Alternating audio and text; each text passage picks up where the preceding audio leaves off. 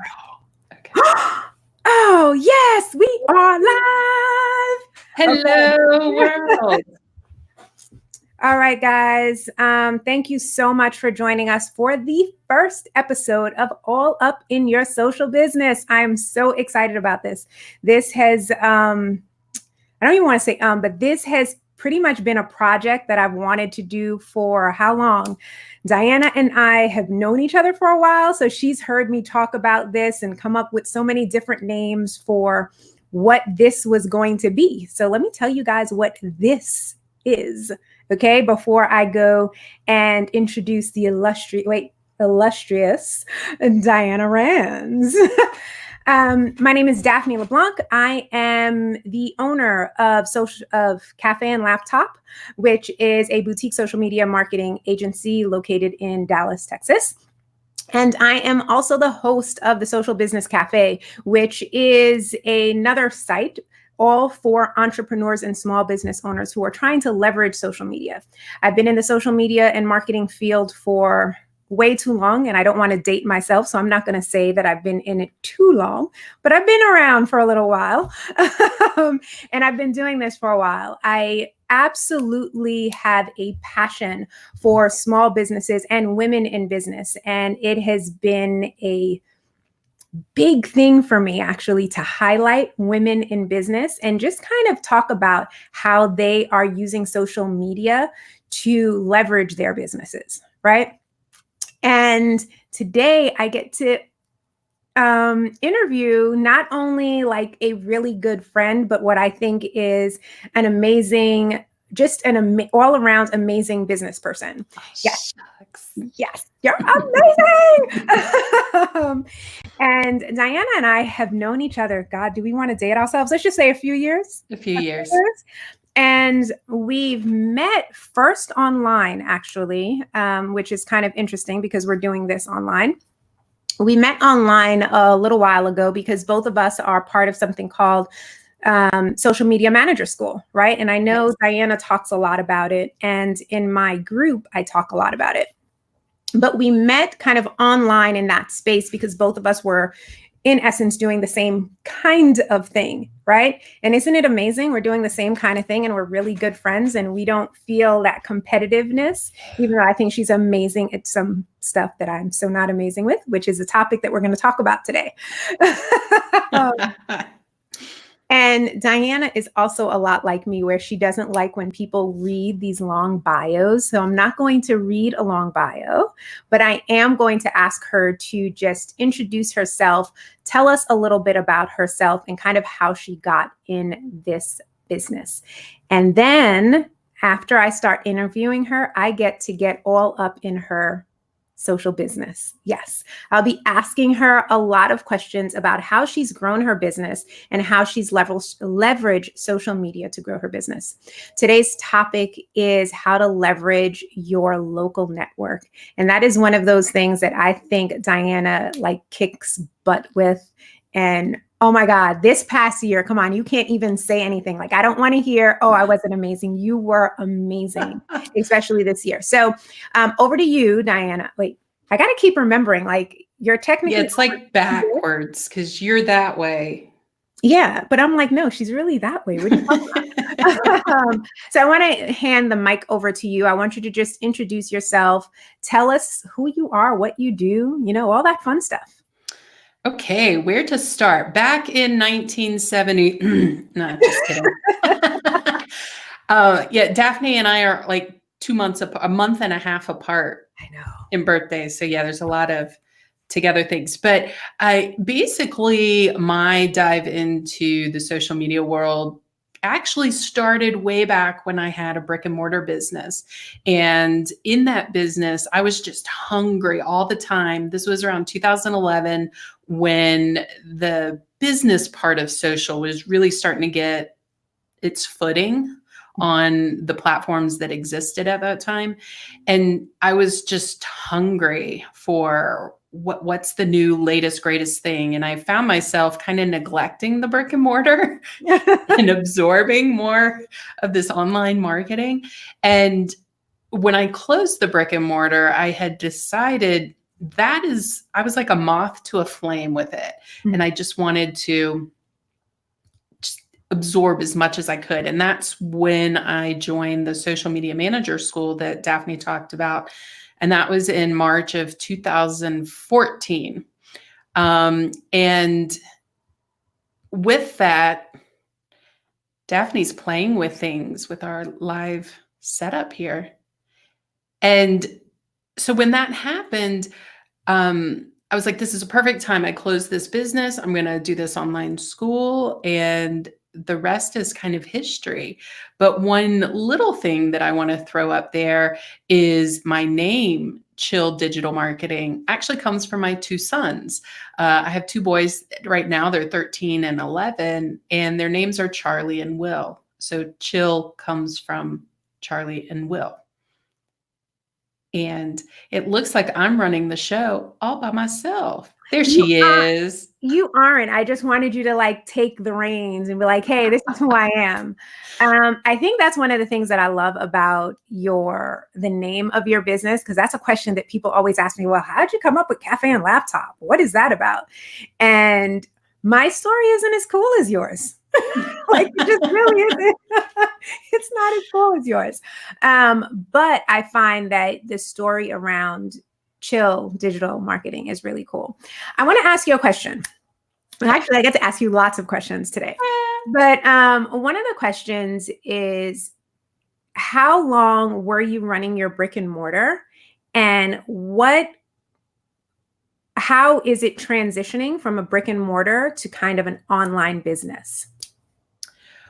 Well, so the brick and mortar, it was short-lived. It was only 3 years, and I had opened it thinking my passion for the services we provided would be enough to sustain me. It was a salon and spa, and I was never licensed or trained in those. It was strictly a business venture. And the passion of receiving those services wasn't enough to sustain running a business like that. So that's kind of how that lived. But converting to online, it's kind of funny that you say that, because you've been on this journey that I've been going on the last few years. And I had a little single office for a while, and now I've kind of shifted. I have a classroom. I do in-person trainings with people. And so with that, it's kind of like I have a brick and mortar again. I have a physical location that people come to, and I educate and train them with that. And that's what I think is interesting, is that a lot of times people think because we have our own marketing agencies, they don't view it as the ability to have a brick and mortar, right? So right. Has that helped you stay connected to the online, to your local market? Has that helped you? And do you think if you had connected more, like, I don't know, I'd love to know how your local networking with the salon, how that translates into what you're doing now. Well, when I was diving into all this information, learning about social media marketing and how businesses can use that while I still had my brick and mortar, I was in a leads group. I was a member of my local chamber. So I was already doing all this stuff for business for my brick and mortar business. And so when I had closed it, me having been a local business, I saw this need in the community for small business owners to get marketing help. I was approached by several people with marketing proposals, and I'm like, I can't afford that. So I knew there was this disconnect between what small business owners could afford and what the market was offering at the time. And so I had these already pre-built connections, if you will, through the brick and mortar. So it was really easy for the transition. So tell me how you even started those connections, because you and I talk often, and I tell you, I am not a networker. I know my lane, and that is not my lane. I want it to be my lane, Like I really do. And I sent out an email, as a matter of fact, to my list today. And I was saying how when I moved from New York to Texas, one of the things that I realized here was in Texas, people love to network. They love to chit chat. They love their neighbors. I wasn't like that. In New They York, like to get their tea. yeah, in New York, it's not like that. In New York, we're always running. It's all we're always running, running from one place to another. Like if I want to connect with people, I can connect with them via text message. I can connect with them via email. Like I could send out an email blast and actually get people to respond because that's how we communicate, right? Mm-hmm. And one of the things that I had to learn was in this market space, there are markets that love your local network. They're like, hey, do you know your neighbor? And it's funny because now, like whenever I need something, I actually talk to my neighbors. It's crazy. So I learned that networking with your local audience is super important. So how would you suggest someone like me, introverted, doesn't like talking to people, not used to it, it's not part of my culture. If you're not like a really good family member or friend, like we don't need to do all that. Tell me what is the first thing you think someone should do to kind of start getting connected with their local network or their local market? Well, this plays out all over the place. It doesn't matter what industry in or what you're trying to do for your business. I mean, Nike nailed it. Just do it. So the first thing you have to do is just get out of your head, get out of your own head if you're an introvert, and know that there's probably other people in that room that you walk into in whatever format of networking that you're venturing into that may be feeling the same way. A lot of people, I describe myself as a shy extrovert. Like I long to be in those situations, but please don't talk to me if it's my first time showing up because I am nervous as all get out. But it's so hard for people once they get to know me to take that personality trait to heart because they're like, wait, no, you're not. I'm like, think of the first time you met me. So that first thing is just like, get out of your own head. There's a gal in our local community that is, her side gig, she's a professional networker, but she helps introverts network. So Stop a second. There's something called a professional networker. Mm-hmm. Okay. Well, I don't know what her title. She's a coach. She's a professional networker. Okay, Yeah. We'll talk about that one later. Go ahead. Sorry about my cord keeps coming out. But she will work one-on-one coaching someone and then physically go to a networking event with them. So these people that have a fear. So there could be someone like that in your local community that could help you with that. Or she may even do virtual training. She may not be able to go to events with people all over the country. Okay, so clearly for the people watching, there is a market for people to go out there and be professional networkers, which I did not know existed. And you can coach people on how to network, even better, right? Mm-hmm. Okay, so I'm going to kind of throw you out there because I already told you I think you're amazing. And you got an award this year. You got an award this year for being part of a nonprofit organization. I'd love to know how you did that, like what the award was. And also, I wish I should have bought a picture of it. Like you were in a room with it looked like 300 or 400 people. Yeah. Okay. Thank you. So that means majority of those people knew you. Tell me that story. So there's a local nonprofit that I work with here in town. It's called Realities for Children, Boulder County. And when I had that brick and mortar, I was a member. They have a really cool format, and we don't have to get into that because I know this is about networking, but I've just really been involved with that nonprofit to the point that I'm an ambassador now. I'm a liaison with the board of directors, and I'm about to be the president of the board of the second board that they're forming. So it's something that I'm passionate about. We help at-risk youth here in Boulder County. So they have an award. It was called the Beyond Business Award, and they give it to a local business in the community that they see going above and beyond their simple membership to their organization. And so but it's hard for me to really put a spotlight on that because it's just so easy to be in that place and to do those things, to get recognition. I mean, no one ever goes out and does things with nonprofits for the recognition of it. But yeah, getting up in front of 300 people that I probably knew a third, if that many, maybe a quarter, and doing that speech off the cuff that I wrote in my head that morning. But it's like, yeah, you're nervous, which, you know, some people can be nervous with networking, but you just get up and you do it anyway.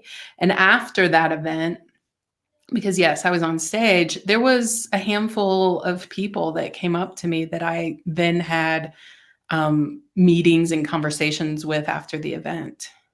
Okay, so it sounds like if you do go to a networking event, right, be it a nonprofit event or not, it sounds like it's important to follow up.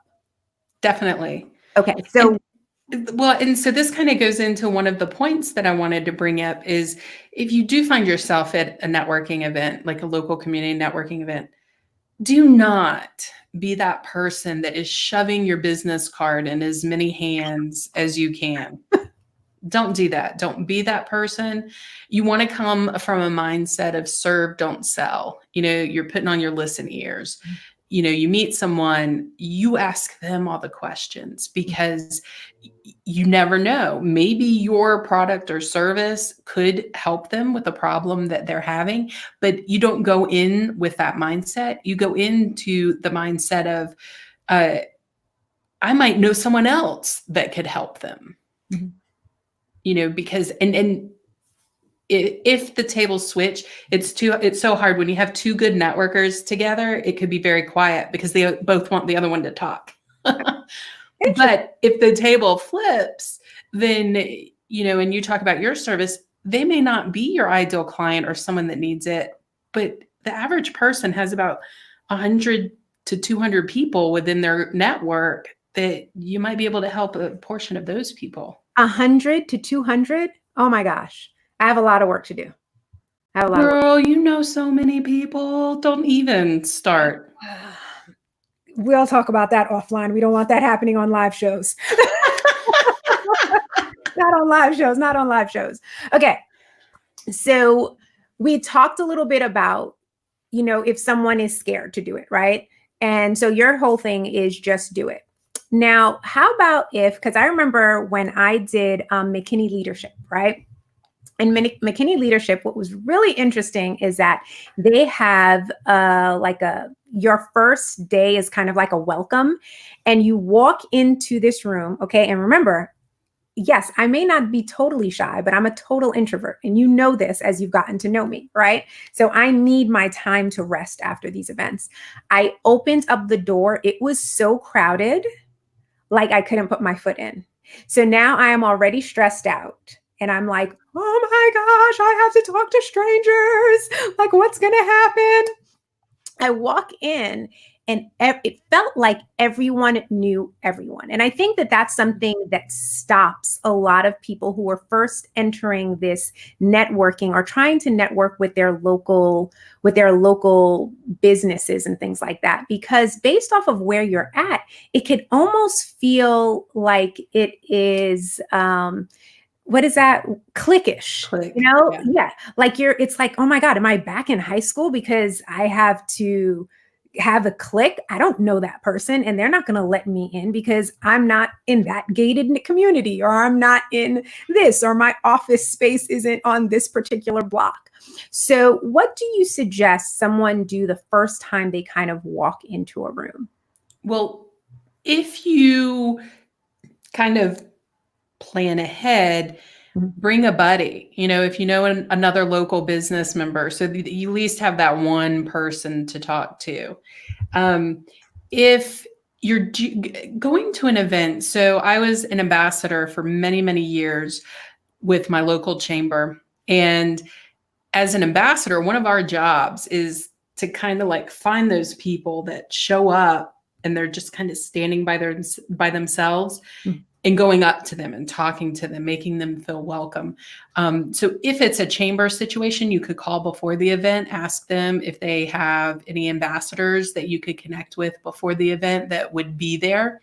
So you could meet up with them and they can then start introducing you to other people as well. But the buddy system is really good. But the one thing you have to be careful of is if you do find a buddy that you bring with you, excuse me, don't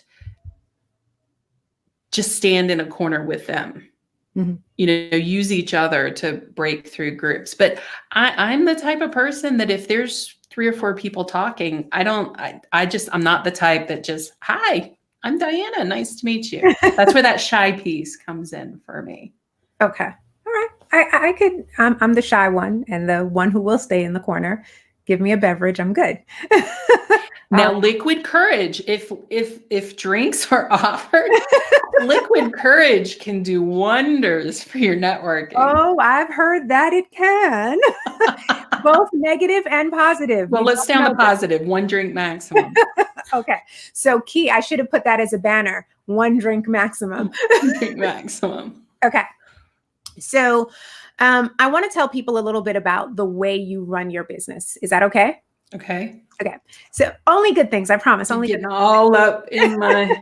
Exactly. I did say I'm going to be all up in your social business. So one of the things that I noticed that you do, and I think that it's a great way to maximize your local network, is that you do these things called lunch and learns, right? And I love that concept.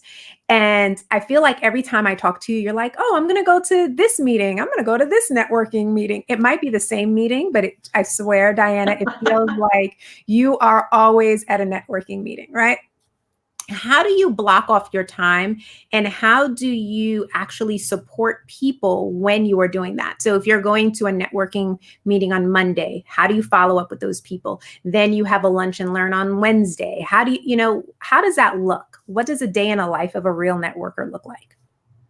Well, I don't know if I'm a professional networker like my friend. I feel like you are. But so one of the things that you can do when you said it sounds like it might be the same one, but it sounds like a Microsoft one.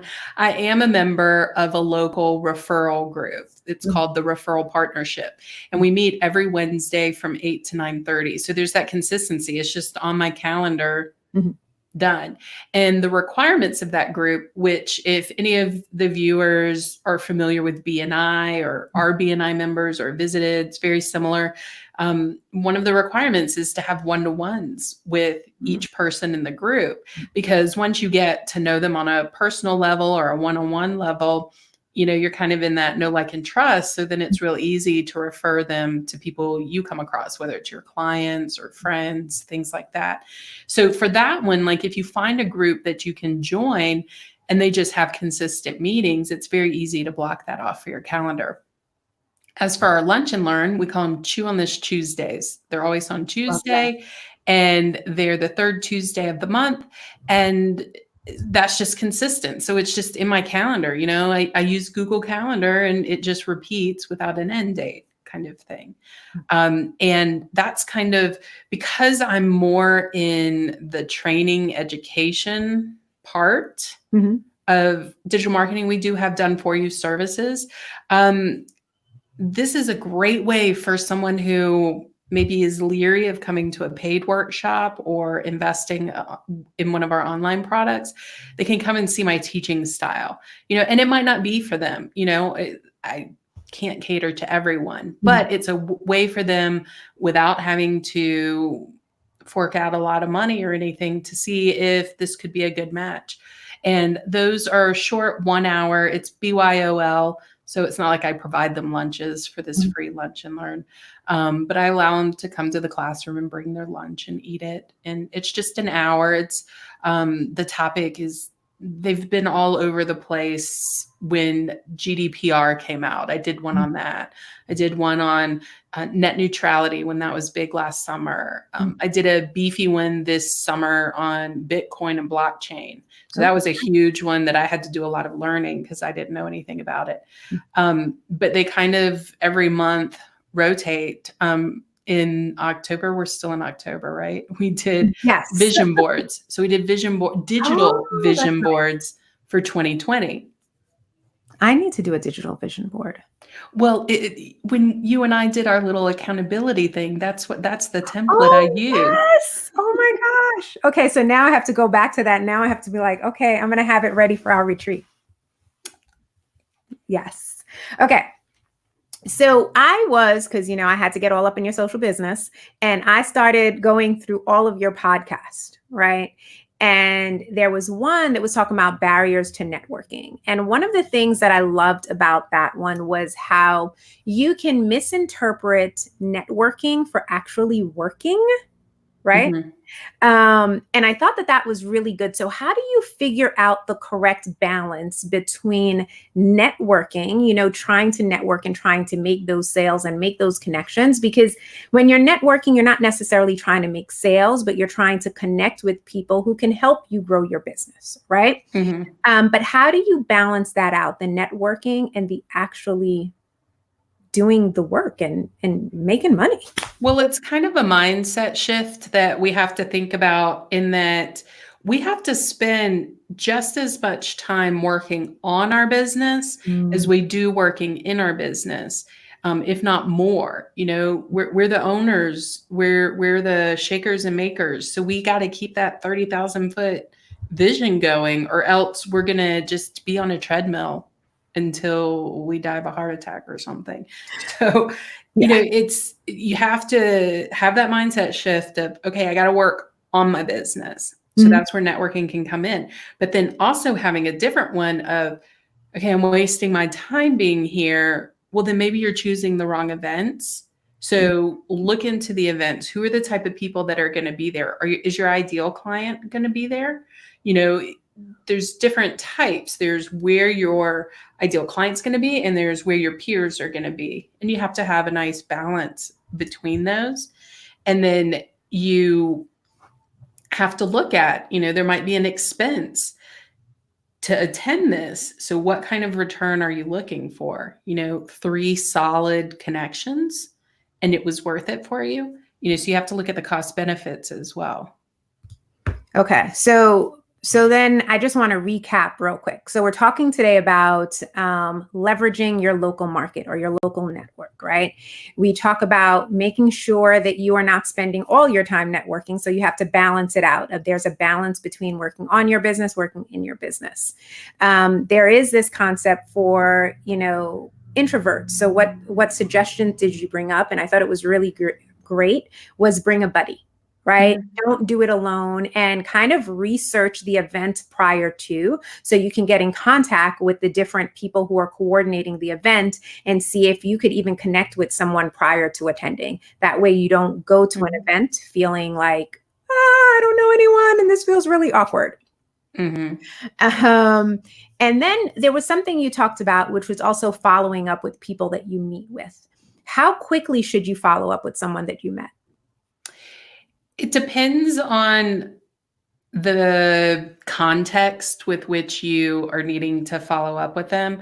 So, for instance, we have a membership site launch going on right now. So it closes at Thursday. So say I went to a Thursday networking event, I would probably send it right then, because I would want them to be able to act if that was something they were interested in. But usually the next day is fine. You don't want to wait too long, because then they're going to be like, who is that? I don't remember the person. And one thing that I do sometimes is, if I get their card, I might take a pen and write something about the conversation I had with them, so that I can reference that in the email, if you have a memory like I do, and you need those kind of reminders. Well, it's interesting. I read a really cool statistic, and it said that almost 90% of people do not follow up with those business cards that you receive. So that means if you're actually emailing the people that you got business cards from, And I'm not talking about those salesy ones that you get after you attend a conference. I'm talking about a true one, like kind of use what you said, take down whatever you wrote down on the back of that card. Like, hey, it was really cool chatting with you about your son and, soccer or football or whatever the case is. If you email them back, you tend to stay top of mind because most people don't get those emails. And I think that's something that, even though I don't like networking, when I do it, I actually try my best to email just because of that stat. Very cool. Interesting. Okay. So there was this question, and this one I pre-warned you about. Okay. And I already forgot. I didn't write it on my business card. One of the things is that in being all up in your social business, you run a digital marketing agency. And I would consider it more of a training agency because you are such a phenomenal trainer, right? Thank you. And you also train a lot of local businesses. I'm going to put this up here as we're talking about this. So you train a lot of local businesses, but I always tell people, because I'm kind of sort of a trainer like you, right? And one of the things I always tell people is you have to have a unique selling proposition. What makes you kind of so great? And I took the photo because it was interesting because you had just gone to Amy Porterfield's event, and she gave you a button. Did you carry the button with you? It's in my office. Oh, wow. And the other part of your office, because you are in part of your office too. Well, okay. Yeah, because now they're going to be like, where is she then if she's not in her office? Like my cave room of the many rooms we have here. Okay. And so what did the button say on it? I'm a big deal. Okay. So I think it's important for everyone to know that they are a big deal. And I think when you think about it that way, it's great. It kind of helps you stand up straight when you go into these networking events. You might be a great networker or a horrific networker, right? But you got to remember that you are a big deal. And with that, I had said that being all up in your social business, I want to know what makes you such a big deal. Like, I know what makes you a big deal. And Amy Porterfield probably knows what makes you a big deal. And some of the people watching on here probably know that as well. But I want you to kind of tell us, what do you think makes you such a big deal? I am so not good at this kind of stuff. So you are great at this. What makes me a big deal within this frame of trainers, I would say, is that I provide a lot of information in a way that's easy for the attendee of my workshop to consume it. I provide them with a lot of tools that they can use in their as they go forward with this information. But one of the big things I would say is the consistency that I have in what I do. So come hell or high water, that podcast is going out, that content is going to go out, that prep for that workshop is going to get done. And my tribe, if you will, knows that they can rely on that consistency. I was in a business development group years ago, and there was like this statistic they shared where it's like you could have a C grade for what you provide, but if you're consistent, you'll always knock it out of the park and continue to get more clients because they want consistency more than perfection. Yeah. And that's what I was hoping you were going to talk about, because one of the things and that's why I said that even this year you've been knocking it out of the box, because you decided, I'm going to do this podcast. This is how I'm going to do it. And I swear you never miss it. Even like your live stream, you do a live stream, did you change it? Because I always, it was Mondays and I moved it to Thursdays. Yeah. But like, even if you cannot do that live stream, you pre-record it ahead of time. I'm like, how does she do this? This is bananas. Like, I don't understand. I'll be on vacation showing you the lake I'm at or whatever. And then I'm like, I get a notification that's like Diana's, video. I'm like, but I'm talking to her. What do you mean? Like, she's showing me the lake house. What's going on? So I think that is something that's really big. And I got this, I took the photo of it. because I don't think I have it on me. But I took a photo. I went to an office. Where was it? I went to an office yesterday or the day before yesterday, and I took a photo of something, and it says, "Great things are done by a series of small things brought together," right? And I posted that up on Instagram. And funny that this is what we're talking about today. And I think it's so important for people to recognize that it's those little consistent movements that we make that lead to success. So you're not going to become a local network star in 2 days. Like, it's not going to happen. You're not going to go and visit every single, small business in a 2-mile radius and think you're a star. It's just not going to happen. But it's those little things. So I think someone had posted up a comment, Brianna, she said, "Guilty of being an introvert." I hear you, Brianna. So am I. But we have to do those little things, little steps, to kind of work through our introvertedness. That's not going to change, but the success that we can achieve should help us, will help, because we're doing these kind of little things, movements forward, which I think is great. And the key is being consistent. You could go to a networking event terrified out of your skin, and a month later go to another one, and then it's 6 months and you go to another one. It's not going to build up your armor to not be so intimidated by it. And you're also not going to be able to grow your business if you're trying to grow your business locally. If you're only attending, you attended one this week and then another one 6 months from now and then another one a year from now, no one remembers who you are. And I can't pinpoint when these, exact instances when this happened, but I'll be at something and I don't have my phone on me. I was trying to be polite. I have my little screen clean thing. That's my logo. And they'll see and they're like, "I've seen that before." It's like, okay, then I'm doing something right. But it's just, constantly being out there. And so I'm going to say this, but you might have something else. So one of the things that I had asked you to be prepared with, and I'm going to be asking all of the guests to be prepared with this, is what is something you can leave with someone who has their own business?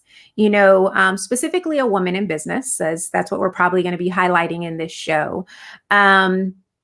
What is it like? Give us some kind of like an aha, like make us go home and be like, "Oh, that's what I'm going to do."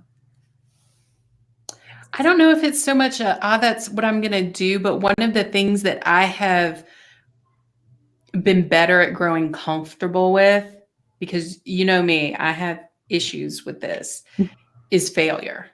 Like, take failure as a learning experience, not a failure. It was an opportunity given to you to grow. Because you know how I hold failure a little too close. We're too chummy. So this has been my year of letting that kind of stuff go and look at, okay, so this didn't work out the way I expected. How can I tweak it and turn it into an opportunity? And I think that's really important, because I think a lot of times people see, I'll be honest, I'll just talk about myself. People see me and they're like, "Oh, you travel to all of these places and you're speaking at all of these places and you train these people and you do this." And they're like, and you just have your own business. Like, they think it's so easy, right? And that you're not going to fail. Oh my gosh, how many times do I fail? How many times do I text you and be like, "Well, let me tell you, it's horrible. I am done." Because you know what? Failure happens. And you're right. And I think that's a great thing to let people hear, is failure is a learning opportunity. It's not necessarily failure. Failure means you tried. Exactly. That's something. It meant you just did it. Yeah. And that's something that my husband says a lot, is failure means you tried, because you can't fail if you didn't try. You can't fail if you didn't put yourself out there, and I like how you're putting it, as failure is a learning opportunity, because it's like, okay, so even though I failed, what did I learn from that? And how can I move forward and become better? And I think that's something that we have to remember. I have another thing that I want to ask you. I have all of these questions, I know. What's your favorite social media platform? Go ahead. Remember, we're live on Facebook and YouTube. I hope it's one of those. No pressure. I tend to traditionally spend a lot of time on Facebook. I have been growing more on the Instagram side. I've been doing more on Instagram. You're going to the Instagram side. That's okay. I love Instagram. But I still do a lot in Facebook. Okay. I was reading, this is kind of like little side squirrel moment. I was sharing with Brianna some Mother's Day cards that my kids had written, and they had written this poem. And my oldest, this was like, I don't know, 5 years ago. So he's like 7 or whatever the math is. And he's like, mom who hates snakes. We have a snake. So that's why that's funny. Cooks me food. Is always on Facebook. Yeah. I'm like, yeah. So Facebook. So you're gonna go with Facebook. So you're a Mark Zuckerberg fan. So I don't know if I'm Mark Zuckerberg. Okay. So what is your favorite one to grow your business? To grow my business. And okay, note, because I want for all the listeners, this does not mean that it is the best platform for you. This is us just getting into her social business. Right. And inquiring minds want to know her favorite platform is Facebook, and her favorite platform for her business is? I want to say Instagram has been more fun for the business. Interesting. And I think a lot of it too has to do with, even though it was a younger demographic, our ideal client is female. And I think that demographic, 35 and up, is growing on Instagram. So, that's kind of a place that I've been jamming lately. How about for people who are doing local? What do you recommend for them? For local stuff, I mean, the behemoth Facebook, because they have the events. We put all our workshops up on the events because it has the standalone app now and all that kind of fun stuff. You get notifications. So-and-so and so-and-so are going to an event near you. So I think for local stuff, Facebook events can be really good. Okay, that's actually a great thing to let people know. So if you are marketing to a local area, you really want to leverage events on Facebook, because I get those notifications all the time. The introvert that I am, I don't go to a lot of them, but I do get notified of everyone like if someone that I'm connected to says they're going to an event, if they're going to one in my area. So that's a great way to kind of connect with other people in your local area. All right. So we are at 45 minutes, and I think that was where we were going to stop. But I wanted you to say a little bit, just before we end, I wanted you to say a little bit about your membership, because you are actually launching a membership site, and I'm excited about this for you. And I know for sure you're going to get a lot of local people that are going to more than likely join your membership. But I also wanted you to tell people a little bit about it, because it is about digital marketing, and it could potentially help people grow their businesses using digital means.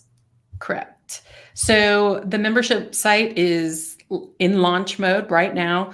Doors will be closing midnight on Thursday, as I kind of alluded to before. And the way that the membership, who it's for, it is for that small business owner who's struggling to know what they should be doing. They get it. They need to be doing something. I don't want people kicking and screaming like, I don't believe in all that stuff. I want people that know they should be doing something. They just don't know what they need to be doing. And each month is going to have a theme. And within that month, the first week we'll release content about that theme. It'll be the baseline for the month, what we're going to be working on, with worksheets and workbooks and checklists, whatever content I've created for that theme. The second week, we're going to do a deeper dive. Sometimes I'll bring on a professional who specializes in that theme so that we can like dive deeper into it. The third week is going to be an accountability week because, as Daphne alluded to earlier, she and I have been accountability partners for each other. And I know I get stuff done when I have an accountability partner. So the third week will be the accountability piece, checking in as the membership grows, because this is our initial launch. We'll create accountability groups so that during that week, that's when you'll meet with your accountability partners. Then the fourth week, I'll do Q&As. So any questions that have come up throughout that month's theme that people have, they can post those and then I will answer all of those. So the fourth week is kind of the Q&A. And then when we have the random months that have a fifth week, there'll be bonuses that come out, whether it's like a competitive nature and the winner gets a prize. Each month it's going to determine like what the theme for that month is, what they'll get. Another benefit of being in the membership is we talked about my Chew on This Tuesdays earlier, my free lunch and learns. So if you're a member, I am taking those and turning them into like a slide deck with me talking over. So it's just like the presentation I do for my free lunch and learns. As a business member, you get those free lunch and learns as well. So that's kind of a bonus perk. Every month you'll get what we talk about. The lunch and learns don't necessarily follow the theme for the membership, but it is always valuable information. And like key thing, this founders launch is at only $20 a month. And you can actually get a month free if you do the annual payment plan at $220. So when the doors close Thursday, I will never offer it at this price ever again. When we do a relaunch next year, I'm only going to open the doors a couple of times a year. The price will be doubling actually. So. Thank you so much. I wanted to make sure I gave you an opportunity to talk a little bit about that. Thank you. Because I know it's going to be kick butts. All right. One thing I did want to say real quick, for November, the theme is planning for 2020. So we're going to do deep dives into editorial content calendars, and we're going to map out your first quarter of 2020, what you're going to be doing. And then December, we're going to jump into Instagram. Ooh. Your second favorite, almost first favorite. All right. So I wanted to say thank you so much, Dianna, for being my first person on All Up in Your Social Business. I also wanted to let people know that feel free to follow and share. I put Dianna's information. I put the Social Business Cafe information. I put all the information up above the video. For those who are watching on YouTube, it will be below the video.